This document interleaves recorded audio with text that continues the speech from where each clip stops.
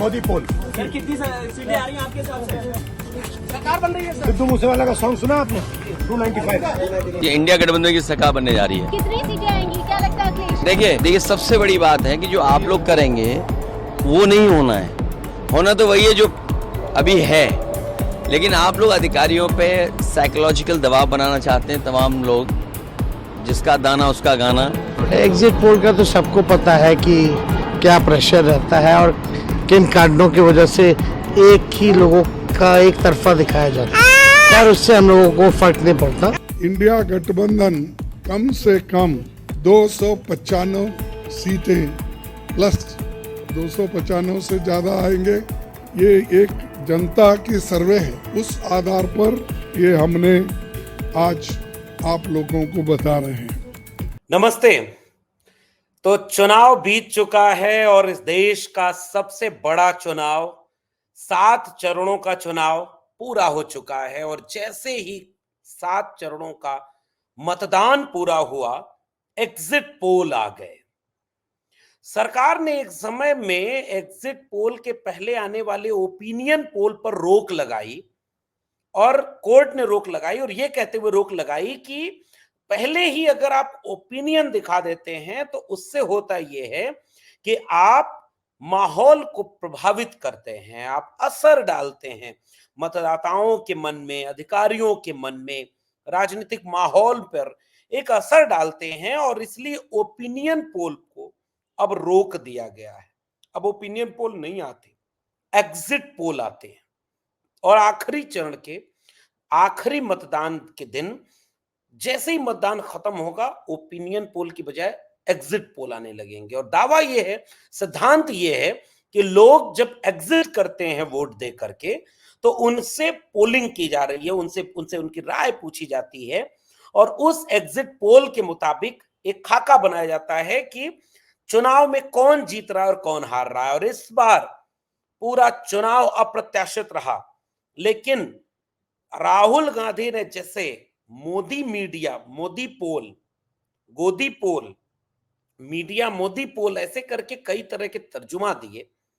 और वो कहते हुए जो कहा, और इंडिया गठबंधन ने अपनी बैठक करके 1 जून को ही ये घोषणा सार्वजनिक कर दी कि टीवी न देखें 2 दिन, क्योंकि टेलीविजन पर नरेंद्र मोदी के पक्ष में, भारतीय जनता पार्टी के पक्ष में एग्जिट पोल दिखाए जाएंगे, जो हमारे पूरे चुनाव की मानसिकता, चुनाव की वास्तु स्थिति, चुनाव की वास्तविकता से बिल्कुल भिन्न होंगे। इसलिए उन्होंने ये तय किया कि जनता का पोल यह है कि हम 295 सीटें जीत रहे हैं। यानी इंडिया गठबंधन का दावा है कि वो 295 सीटें जीत रहा है, जनता उसे चुनाव जिता रही है। और उसने यह भी संकेत किया कि आप एग्जिट पोल न देखें और इसके चक्कर में न पड़ें। 4 जून को जब अंतिम परिणाम आएंगे तब इस पर बात करेंगे। हुआ भी बिल्कुल वही जिसका अंदेशा इंडिया ब्लॉक को था। इंडिया ब्लॉक को इस बात का अंदेशा था कि गोदी मीडिया, मोदी मीडिया एक तरफा जीत दिखाएगी कि कैसे चुनाव में नरेंद्र मोदी का जादू फिर से चल गया है। और सब लोग 300 से ज्यादा सीटें बीजेपी और एनडीए को दे रहे, एक तरफा बहुमत दे रहे, तीसरी बार मोदी की सरकार बना रहे, और एग्जिट पोल ने पूरी तरह से सब कुछ ध्वस्त कर दिया है। हम बात करेंगे, अभी सिलसिलेवार तरीके से बात करेंगे कि एग्जिट पोल क्या कह रहे हैं अलग अलग कंपनियों के। हाँ जी हाँ, मैं कंपनी ही कह रहा हूं। अलग अलग कंपनियों के एग्जिट पोल क्या कह रहे हैं और कैसे वो नरेंद्र मोदी की सरकार बना रहे हैं, इन सारी चीजों पर हम बात करेंगे। और हम बात करेंगे कि वो वास्तव की स्थिति से कितना भिन्न है। लेकिन सबसे पहले एक चीज आपसे कहना चाहता हूं। इस चुनाव को खासकर उत्तर प्रदेश समेत 3-4 राज्यों को बहुत करीब से मैंने चुनाव में देखा। इस चुनाव में उत्तर प्रदेश के लगभग 40 से 42 लोकसभाओं में मैं खुद गया। देश की तकरीबन 45 लोकसभाओं में मैं खुद गया, लोगों से मिला, चुनाव को करीब से देखा, परखा, समझा, जनता की नब्ज टटोली। चुनाव परिणाम में 1-1.5 दिन बचे हुए, हम फिर उस पर बात करेंगे, लेकिन अभी मैं पूरे दावे से, पुख्ता तरीके से एक बात कहना चाहता हूं। न तो ये चुनाव 2014 के चुनाव की तरह था, न तो ये चुनाव 2019 के चुनाव की तरह कहीं से भी था। 2014 में अन्ना आंदोलन, भ्रष्टाचार, सरकार बदल दें, 10 साल हो गया, बहुत कुछ बदल रहा है, जाने क्या क्या माहौल बनाए गए थे और चुनाव किसी और दिशा में जा रहा था। 19 में एक वोट देश के नाम, एक वोट देश के नाम, इस तरह की कैंपेन चला के पुलवामा के ठीक पहले नरेंद्र मोदी का जादू, 5 साल दिया, 5 साल और देकर देख लेते हैं, तमाम नैरेटिव एक साथ चल रहे थे। चुनाव बहुत उत्तेजक था, वोकल था, जनता बहुत खुल करके बोलती थी, दिखता था कि लहर जैसा कुछ है। वो केवल भाजपा के नेताओं में ही नहीं, जो आम लोग थे उनके बीच भी चुनाव को लेकर एक उत्साह था, एक उत्तेजना थी। 2024 का चुनाव कतई ऐसा नहीं था। लेकिन अगर एग्जिट पोल कहेंगे कि चुनाव परिणाम बिल्कुल वैसा आएगा, तो बिल्कुल ये साजिश है, जिस साजिश की तरफ इशारा अखिलेश यादव ने कर दिया है। ये मामला एग्जिट पोल का खेल ईवीएम का नहीं, डीएम का खेल है। एग्जिट पोल का खेल अलग से कैसे बन रहा है, एग्जिट पोल का खेल मैनिपुलेटेड कैसे है, एग्जिट पोल का खेल कैसे चीजों को बदलता है। आपको याद है चुनाव में बीजेपी कहीं से भी उत्साहजनक नहीं दिख रही थी। राम मंदिर का उद्घाटन नहीं हुआ था, उसके पहले सदन में खड़े होकर एक नेता ने कहा था कि एक अकेला सब पर भारी है, उसे किसी की जरूरत नहीं है, सब कुछ हुआ था। लेकिन जैसे ही राम मंदिर का उद्घाटन हुआ, उसके बाद उन्हें लगा कि सियासी तौर पर राम मंदिर मुद्दा फेल हो गया। पूरे इलेक्शन में कहीं भी मंदिर का मुद्दा नहीं सुनाई दिया जनता की तरफ से। बीजेपी के नेता भले कोशिश करते रहे, हिंदू मुसलमान, चुनाव आयोग सोया पड़ा था, चुनाव आयोग ने कुछ भी कार्रवाई नहीं की। मोदी ने मुसलमान हिंदू किया तो नोटिस जेपी नड्डा को दी गई, उसके बाद सारा मामला खत्म हो गया। योगी ने औरंगजेब और अकबर के औलादें कहा, उस पर कोई नोटिस नहीं हुई, हिंदू मुसलमान बीजेपी ने किया।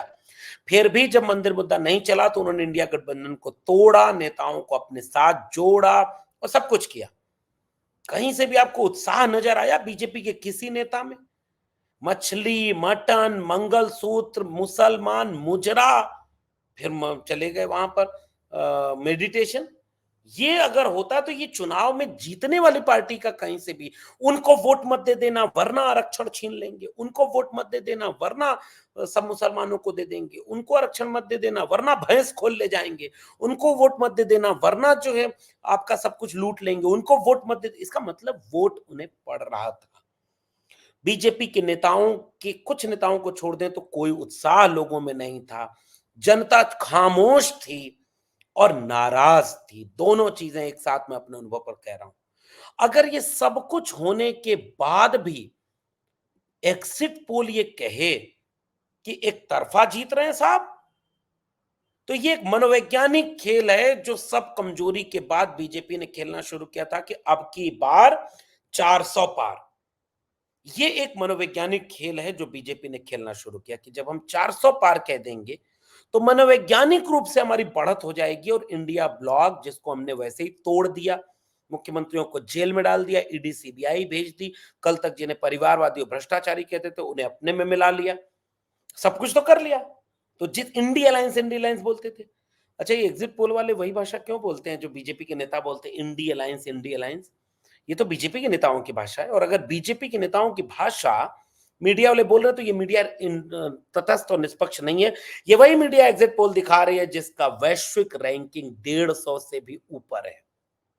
लगभग 192 देशों में 161-62वां नंबर जिस मीडिया का हो, आज वो दावा कर रही है कि वो एग्जिट पोल जनता की नब्ज दिखा रही है, जबकि जनता के बीच वो एक मनोवैज्ञानिक खेल खेल रही है, साजिश को कवर करने का। मैं एग्जिट पोल पर सीधे अपना बयान देता हूं।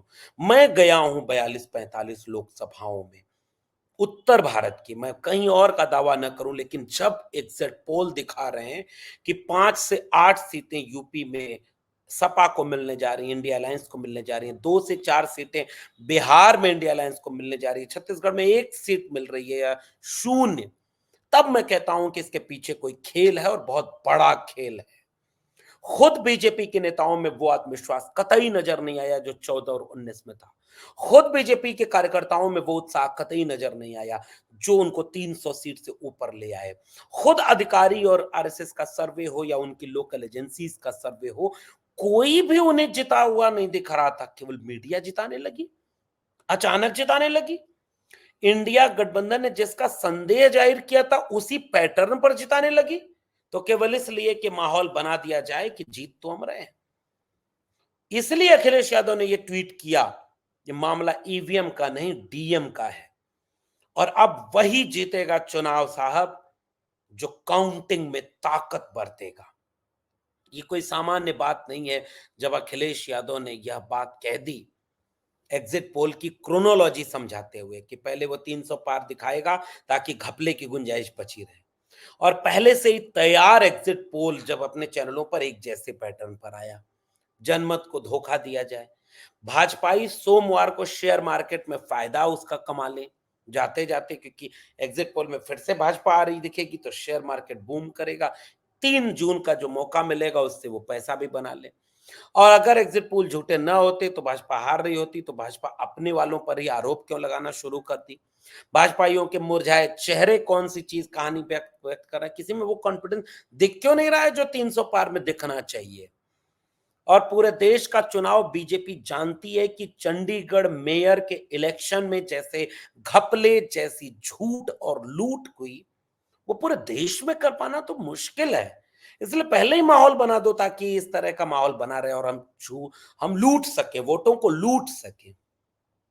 और उसके साथ जनता इस चुनाव को लड़ रही है, इसलिए अधिकारी, कर्मचारी और सुप्रीम कोर्ट, यह एक बहुत बड़ी चीज है जिसका इम्तिहान है। इसीलिए अखिलेश यादव ने बार बार इस बात को कहा कि एग्जिट पोल का आधार ईवीएम नहीं डीएम है। ईवीएम के आधार पर ये एग्जिट पोल आ ही नहीं सकते, और डीएम का आधार मैं फिर कब कहना चाहूंगा कि आपको अगर उत्तर प्रदेश का 2022 का चुनाव याद हो, अगर आपको 2020 का बिहार का चुनाव याद हो, तो आपको पता होना चाहिए कि अचानक काउंटिंग कब स्लो हो जाएगी, अचानक डीएम किसी जीते हुए कैंडिडेट को हारा हुआ घोषित कर देगा। ये सब देश में होता है और सब बीजेपी के पक्ष में होता है। जब भी ऐसे घपले होते हैं तो उसका लाभ सीधे और सीधे बीजेपी के ही फेवर में जाता है, और यह है एग्जिट पोल की सबसे बड़ी सच्चाई।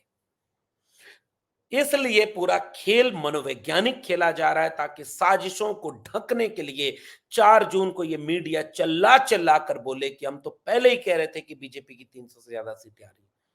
इसलिए अगर जनता ने यह चुनाव लड़ा है, जो कि 42 से 45 लोकसभा सीटों में मैं जाकर खुद देखा हूं, जनता नाराज है, जनता इनसे खफा है, जनता महंगाई को लेकर परेशान है, जनता बेरोजगारी को लेकर के चिंतित है, इनसे ऊपर सवाल उठा रही है। जनता ये सवाल उठा रही है कि आपने किया कुछ नहीं।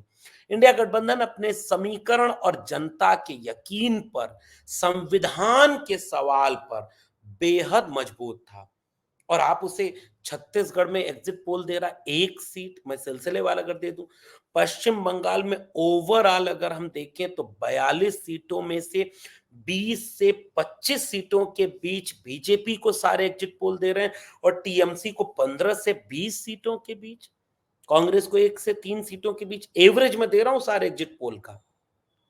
अगर झारखंड की बात करें तो झारखंड की कुल 14 सीटों में से एबीपी न्यूज का सी वोटर, अब ये घपले पर भी बात कर लें, अगर आप झारखंड का एग्जिट पोल देखेंगे तो एबीपी न्यूज सी वोटर का एक और इसका दिखाएंगे, कुल सीटें हैं 14, तो सी वोटर 22 से 26 सीटें बीजेपी को दे रहा है और 23 से 25 सीटें कांग्रेस को दे रहा है, और सीटें कुल 14। न्यूज 24 टुडे चाणक्य 33 सीटें दे रहा है बीजेपी को और 15 सीटें कांग्रेस को, और कुल सीटें 14। ये टाइपिंग एरर है या क्या है, लेकिन ये खबर है, ये देश में हो रहा है, क्योंकि घपले में, झूठ में, लूट में कुछ भी किया सकता है। महाराष्ट्र का एग्जिट पोल एवरेज अगर देखें तो 48 सीटों में से 25-28 से लेकर के 35-38 सीटों तक बीजेपी को दे रहा है और कांग्रेस को 20 से 25 के बीच में लगभग महाराष्ट्र में सीटें मिल रही हैं, घट रही हैं। जम्मू कश्मीर की बात करें तो वहां भी बीजेपी को 1 से 2, 2 से 3 सीटें, कांग्रेस को 2 से 3 ऐसे करके वो दे रहे हैं। अगर पंजाब की बात करें तो सारे एग्जिट पोल एवरेज में 1 से लेकर के 4 सीटें बीजेपी को दे रहे हैं।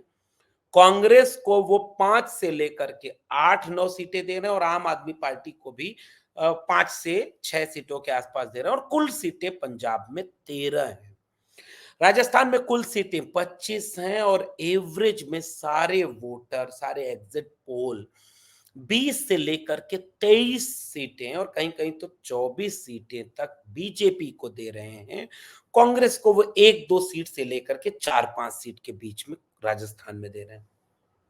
मध्य प्रदेश की 29 सीटों में से लगभग सबने 28-29 सीटें बीजेपी को दे दी। कांग्रेस को कहीं से 1 या 2 एक सीटें मिलेंगी मध्य प्रदेश में।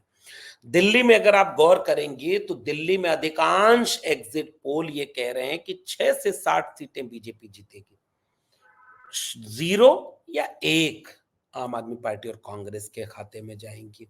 अगर एग्जिट पोल के नतीजों का विश्लेषण करें बिहार के संदर्भ में तो एवरेज अगर आप देखिए, सारे एग्जिट पोल का एवरेज देखिए, रिपब्लिक मैट्रिक से लेकर के एबीपी सी वोटर तक 40 सीटों में से 32 से लेकर के 38 सीटों तक वो बीजेपी को दे रहे हैं और आरजेडी को 2 सीटों से लेकर के कोई 5, कोई 7, कोई 8 ऐसे दे रहा है।